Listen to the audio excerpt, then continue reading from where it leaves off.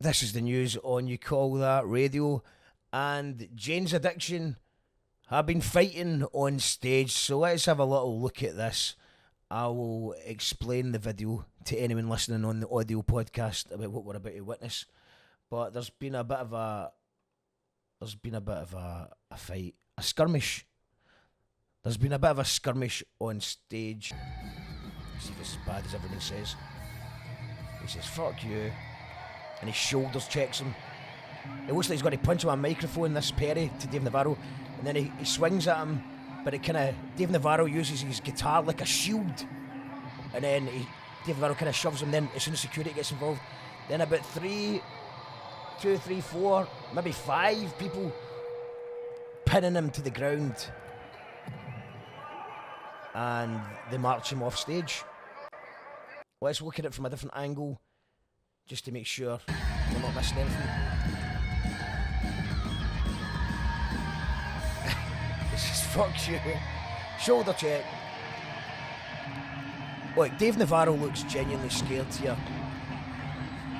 He's saying, "Chill out, man, chill out." It looks like he's shaking a little bit. And Perry's just going apeshit. Perry's going tonto. And it takes about 4 or 5 people to get him in the deck.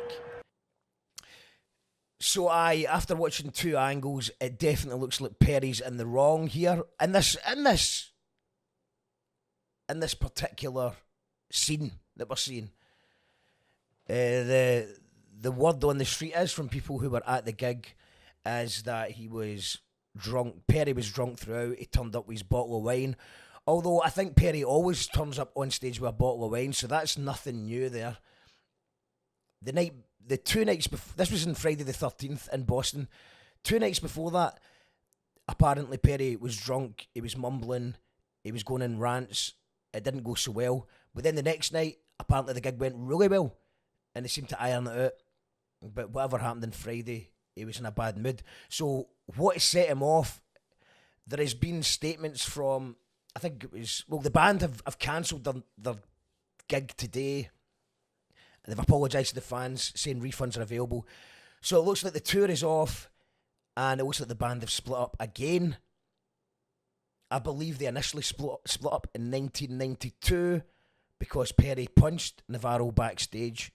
You can correct me if I'm wrong on that one, but that's what I understand. And was it the wife of Perry or a family member of Perry? Obviously a biased opinion, but quite an interesting theory that I can relate to a little bit, and that is that this has happened to me before in the past, where bass guitarist and lead guitarist keep turning their volume up on stage, and then that means you can't hear yourself in the monitor mix. Now, Perry is 65-year-old, drunk, maybe, based on that jaw, look at that jaw, maybe something else, he might have had a couple of lines as well. He's 65, he's probably shattered, he's in the middle of a tour, and it looks like he's losing his voice. And it is a pain in the arse when your guitarist and your bass guitarist are turning each other up, because you can't hear yourself in the monitor mix. And when you're struggling with your voice, as I have in the past, where you're running out of voice, I had a vocal polyp before.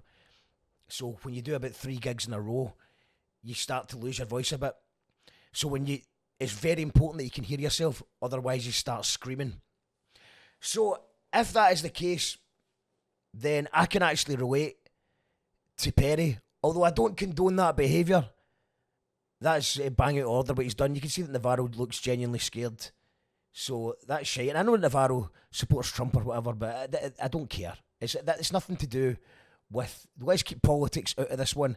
This is just a Rami on stage. And I'm not against Rami's on stage, man. It happens. You know, if you're a band in your teens or your 20s, maybe even your early 30s. I've had fights with my band members on stage before. I think most people have. Fights with audience members, fights with sound engineers, fights with promoters. It can all happen. Live music, when you're touring and everyone's tired, they're hyped up in adrenaline, and they're taking drink or drugs or whatever, things can spill out, aggression can spill over and cause a scene.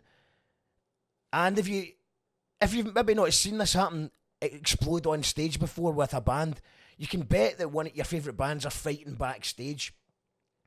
Because it could also be the third option, that they're just annoying each other. Band members are annoying. Doesn't matter how much you love your band members, if you're just on the road, stuck in each other's faces all the time, eventually you're just going to start annoying each other. It's like being in a long-term relationship. It's like, have you ever got a really good mate that you had a flatmate, or a roommate, as Americans say, which always confused me because I thought people were literally living in the same room as each other. But in Scotland we call it a flatmate. We must have all lived with a flatmate who you're still friends with to this day, but you can't live with them. It might be that they were too messy or too loud, or maybe you were too messy and too loud.